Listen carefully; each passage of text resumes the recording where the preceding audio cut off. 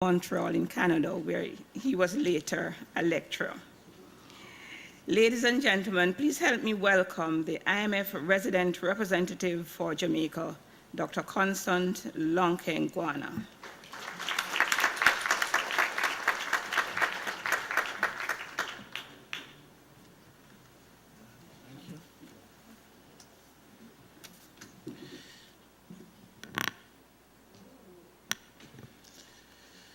Wow, what an introduction. I did watch him, not alone, but with all the kids, and it was quite an excitement. And I think I now know where you get all these gold medals from. And I was lucky enough to attend the meets and the high school competition. And I think the champs, that's where you get it from. The amount of excitement was just overwhelming.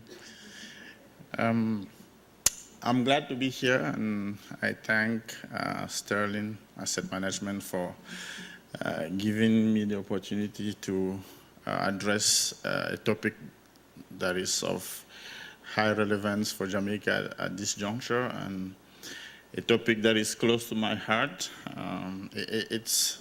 It's quite a coincidence that Sterling invited me to discuss this topic, because I recall that my first press article upon taking the post here was precisely around how to leverage macroeconomic stability to achieve sustained and inclusive growth. And I think all those elements in that sentence are very meaningful, either be the sustainability of growth or the inclusive nature of growth. I think these are all important elements. It's even more exciting to discuss this topic now, just a few days after Jamaica has been designated as the top performing island economy worldwide by Financial Times. I think it's quite an excitement. It's a big achievement, and it speaks to, I guess it's kind of one of the channels how you move from macroeconomic stability to growth, because you have probably a lot of confidence coming along with that, and all those are elements that will allow Jamaica to attract investment and create the jobs for the Jamaicans. Now I will try over the next 20 minutes or so, maybe 18, to briefly speak about what we mean by macroeconomic stability, very briefly. I will then, I'm not sure I really need to convince you that we can say now that Jamaicans know how or feels how macroeconomic stability look like. I think if you look across the board, the macroeconomic indicators, it's fair to say that macroeconomic stability is becoming entrenched in the Jamaican economy. Then I will elaborate a little bit very quickly as to why economists are so upset about macroeconomic stability. Why is it that we and the IMF is particularly upset about achieving macroeconomic stability?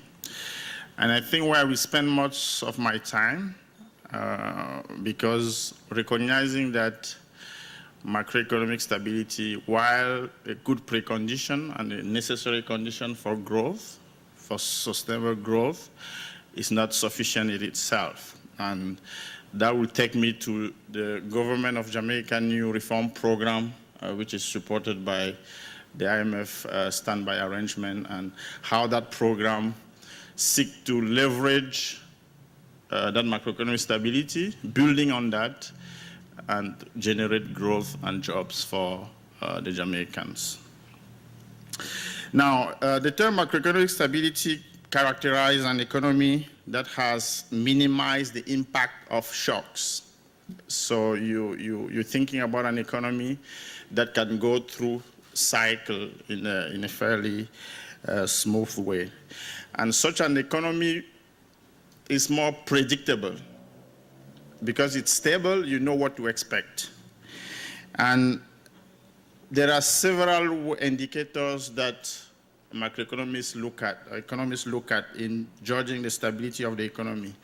Typically, you will look at the variability or the fluctuation in key macroeconomic aggregates such as inflation, such as economic activity itself, such as employment and other macro aggregates. Macroeconomic stability is also reflected in aggregates such as external imbalances. So to the extent that your deficit, what Jamaican import in net terms is low, that project the confidence that the external position of the country is comfortable enough to cushion against shocks that may come down the road. Now, achieving macroeconomic stability is one thing, maintaining macroeconomic stability is another thing.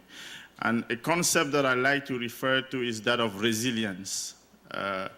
What you want from an economy is it's a resilient economy, just as our kids, when they fall, the next second they're up, and you're even more worried than themselves. So you want an economy that can fall and rise fairly quickly.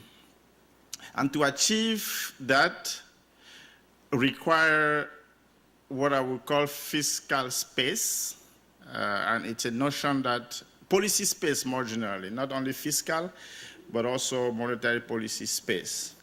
And what does that mean? It means, for instance, that on the government side, to the extent that you have a low debt to GDP ratio, you have room to cushion shocks. So if shocks happen, the fact that the debt to GDP ratio is low, the economy can borrow, the government can borrow to meet expenditure that are needed to smooth out the shock. It also means that in economic terms, the economy is able to deploy counter-cyclical fiscal policy. Because what you want as a policy maker is to have that room to be able to spend when the economy is slowing down, right? And what should you do when the economy is expanding? Is to cut back those spending. But what has happened when you look at experience of many countries, what happened is that during downturn it's very easy to spend, but in good times, its economy tend not to cut back on those spending, which then lead to higher debt and put the economy on a very weak position. That's for the government, but for the central bank also, to the extent that the central bank has a good reserve, comfortable reserve position, such as the Bank of Jamaica today, that allow the country to cushion external shocks. Let's say if global oil price spike, the economy has enough reserve. People will still be able to import oil that is needed in the production process of the economy. And of course, with the credit line, 1.7 billion credit line from the IMF, that's also a top-up to that reserve position, which really allow the economy to focus on the structural things that would allow the economy to grow. Once your policy space is large enough, it allows you to reprioritize and focus on the structural reform, the deeply entrenched structural impediment that prevent the economy from growing. Now, I mentioned public debt as an indicator of policy space. Does it mean that a country like Jamaica with a high public debt doesn't have policy space? The answer, fortunately, is no. That's not what it means. Because studies have shown that not only the level of debt matters, but also the trajectory of debt. Your debt level may be high, but if you're able to convince the market, if you're able to convince Charles and his colleague that you have a plan, you have a credible plan, well, it's not just saying it, right? I mean, you convince them by doing it. So if you prove to them that you have a plan, a credible plan to bring your fiscal house in order, then Charles and his team will probably recommend the bond of that government to its client, to its investors. And that it itself buy you fiscal space. Because although your debt is high, you'll be paying low interest rate on your borrowing, which means your interest expenditures will go down. And if your interest expenditure go down, that precisely leaves you space. That extra saving allow you to spend on things that matter for your economy. And I think that's the trajectory that Jamaica is on. Of course, the debt level is high, but as one of the charts we released recently, one of the charts, the bond yields, Jamaican bond yields have been coming down fairly sharply. So that has provided Jamaica with some fiscal space. Even beyond that, within a given resource envelope, you can engineer additional fiscal space by spending wisely, by spending on things that matter the most. So it's not so much how much you spend, but also the composition of that spending, the efficiency of those spending. So the fact that the debt level is high is certainly an issue, but there are ways out. And Jamaica has embarked on that journey, how to generate fiscal space. With the type of fiscal consolidation, the market has bought into the Jamaican story, and we see bond yields, Jamaican bond trading favorably to other emerging market economies. Now, there are a lot of threats to macroeconomic stability. One of them, and I was discussing with President Charles on the table, it's the political cycle. And I think Jamaica, on that front, can be fairly cited as an example. And you know, the country went through one of the most contested elections, highly contested, but yet the reform program is broadly, at least that has not led to macroeconomic instability. We still have very much entrenched stability. The fiscal consolidation plan is firmly anchored. It's anchored around the Jamaican fiscal responsibility law, and we believe that that's one of the features of the Jamaican economy that many other economies around the world probably envy. Now, the second part, which is I would not have hard time convincing you of, is that Jamaica know how macroeconomic stability feels like, right? It has not always been the case in the past. I think when you look at economic indicators across the board, Jamaica is a very stable, fairly stable economy. Number one, you have public debt, which is on a firm debt trajectory. You would see that debt has been coming down fairly substantially. So the blue line, that's the debt trajectory of Jamaica, including the projection over the medium term. And one of the beauty of the consolidation path of Jamaica is that it's anchored in the law. So Jamaica fiscal responsibility law target a debt to GDP ratio of 60%.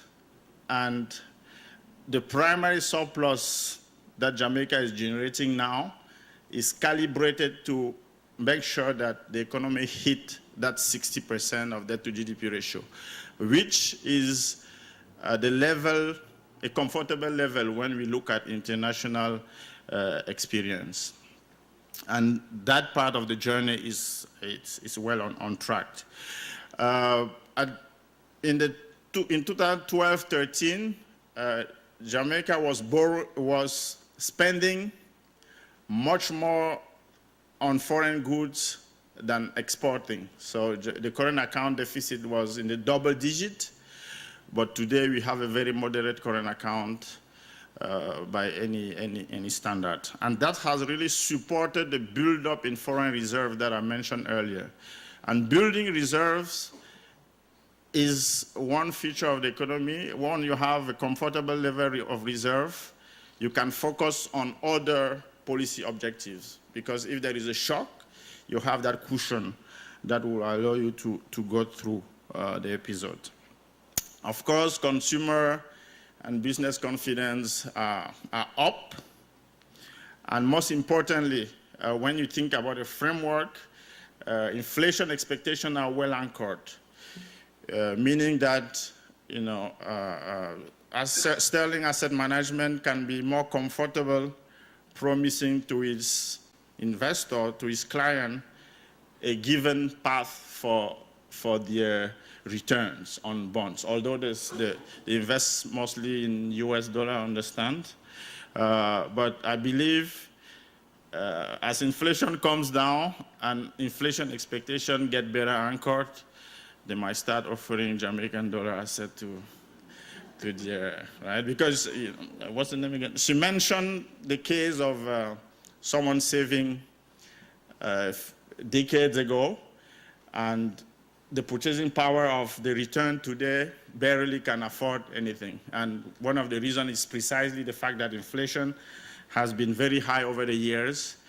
With inflation coming down, you're able to plan on a longer horizon, and that's for the good of the economy. Another aspect which we should highlight is that, you know, the Jamaican economy, although not picking up at the rate of Asian tiger, has been having a sustained positive growth over the past 8-9 quarters. I think it shouldn't be taken as granted. I think it speaks to predictability of the Jamaican economy. You're now in a position where you don't have up and down. You have an economy which is on a growth trajectory. It's certainly not enough to lift up the living standards of Jamaicans, but it's positive and it's sustained. And the question is, you know, how we move it beyond the 1-2% to a higher level of growth. Now, there are many reasons why, you know, economists are upset about macroeconomic stability. I mentioned some of them. So, you know, having a stable macroeconomic environment essentially allow consumer and investor to have long planning horizon. So I'm not thinking about what's happening today or tomorrow, but the fact that the economy is stable, I know what to expect. And, you know, individuals, household and consumer are very good at diversifying their own risk, the idiosyncratic risks as we call them. But they get overwhelmed by aggregate risk, right? If there are big shocks at the aggregate level, it's very hard for individuals to diversify those. So that's where macroeconomic stability chips in, because macroeconomic stability is that aggregate public good that allow individuals to focus on diversifying, managing their individual risk, and leaving policymakers to ensure that aggregate risks are minimized. So in that sense, I would coin it as a public good. So that's certainly one of the benefits of macroeconomic stability. So it allows more investment because people know what to expect. And of course, with more investment, you have higher productivity, and that would be a solid ground for higher growth. Of course, a stable economy would also allow investors to come in because they know what to expect. They know that the value of their return is preserved, right? That's certainly one of the merit of macroeconomic stability. Well, it's very clear, I think, to all, although international experience shows that macroeconomic stability is critical for growth, and I don't want to we shouldn't underestimate how powerful it is, but of course, it's not enough. And what is the government of Jamaica doing to ensure that we build, the country build on the macroeconomic stability that has been achieved? Of course, it's the foundation. It has to be preserved, and the government is clearly on that path. But how to go beyond macroeconomic stability? And on that, I will quickly articulate the program, elaborate a bit on the program, which essentially has 4 main pillars. So the first pillar is public sector transformation.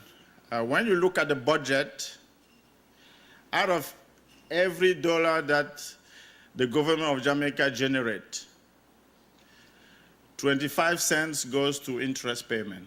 So every tax dollar, 25 cents, that's not paying down debt. That's just the interest. Imagine you paying 25% of your income to service your debt. That's what it is. And when you combine interest and wage and pension spending, that takes you to 67 cents. So 2/3 of any dollar that the government generates goes to either interest payment, wage, or pension spending. It leaves you 33 cents for all the beautiful things that Jamaica want to do. So that's where your social protection comes from. That's where your resource to fight crimes come from. And that's where your resource for education, building schools and all of that come from, out of the 33 cents. So the 67 cents are gone, right? So the question is, and the government the reform program is how to have a public sector which is not a growth engine. At the end of the day, private sector know better how to generate growth and how to generate jobs. So the view, the position, the strategy of the government is to say, okay, we are going to improve the efficiency of the public sector and put it at the service of the private sector. Of course, they're all complementary, but certainly job creation and generating those possibilities are the ultimate task of the private sector.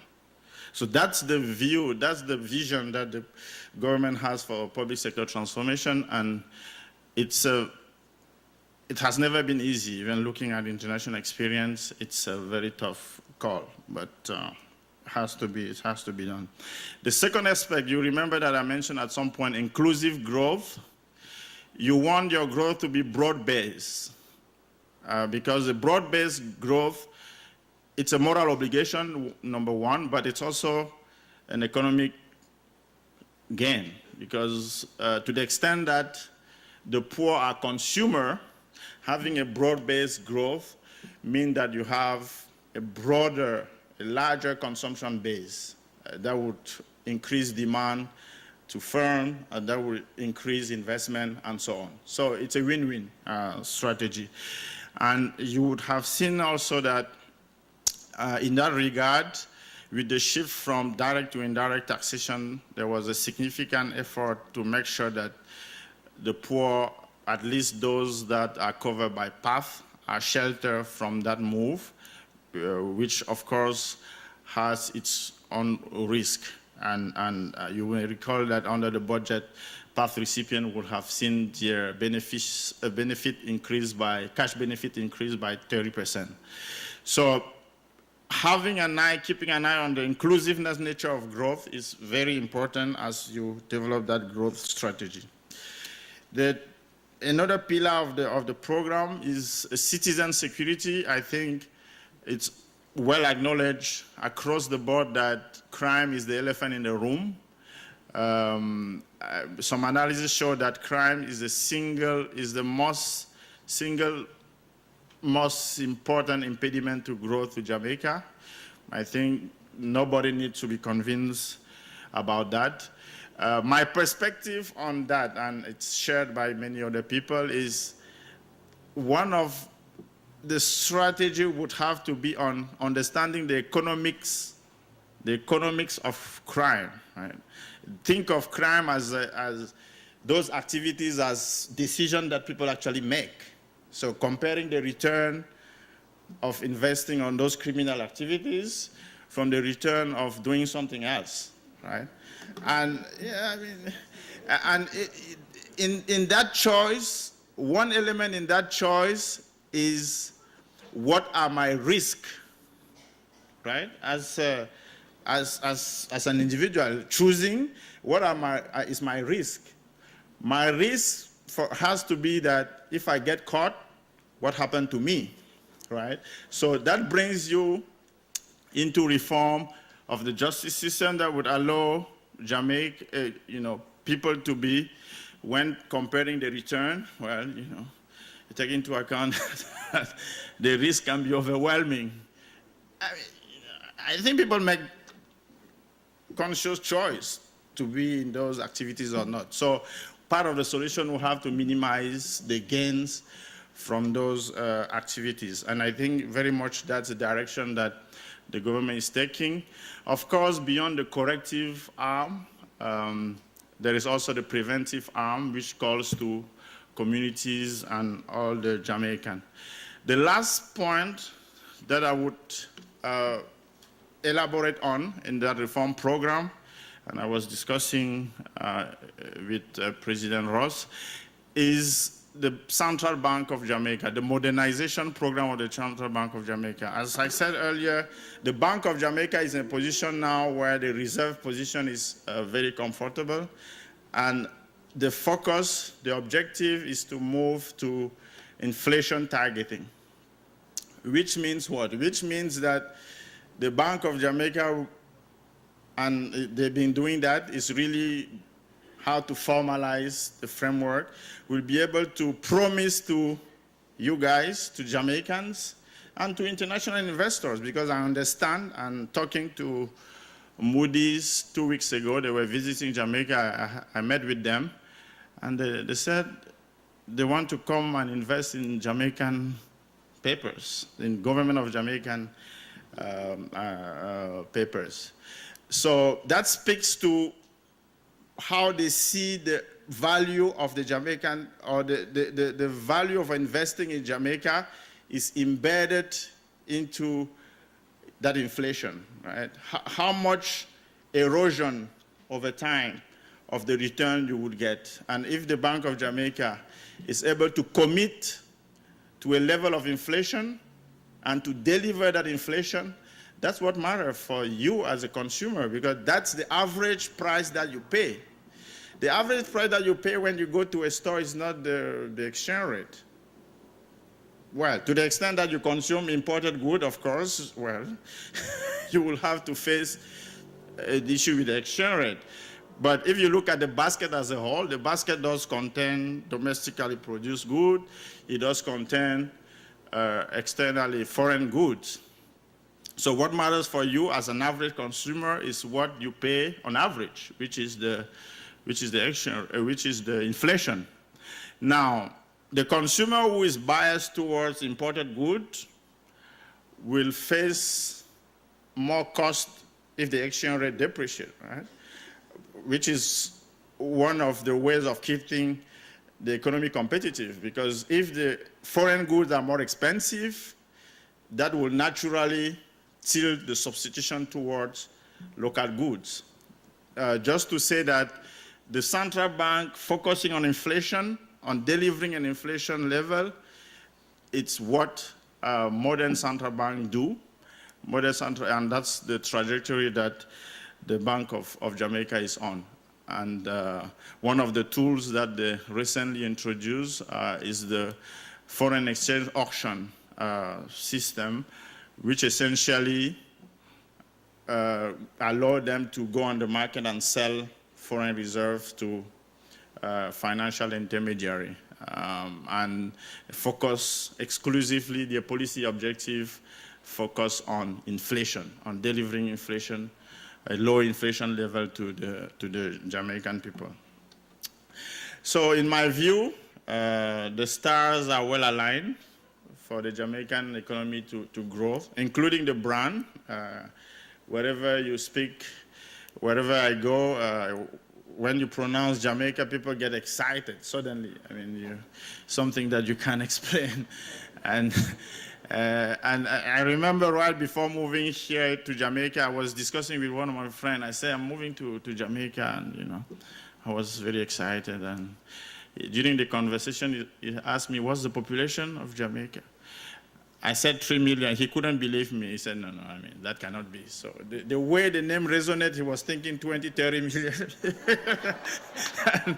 So that's the type of brand, the strength of the brand that Jamaica has. So it's something that ought to be leveraged, and I'm of the view that Jamaica is on that track.